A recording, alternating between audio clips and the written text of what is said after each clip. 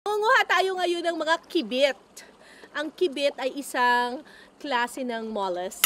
Google nyo na lang kung ano ang mollusk. Pero nakakabit siya dito sa mga batuhan. Siguro kaya kibit ang tawag sa kanya kasi talagang nakakabit talaga siya. Eh pangit naman kung tatawagin natin siyang kabit, di ba? So, kibit. Hanapin ko sa inyo, papakita ko sa inyo yung kibit. Wait lang. Okay. Ang tawag din daw dito ay talakugan, pero dito kibit ang tawag nila. Taran!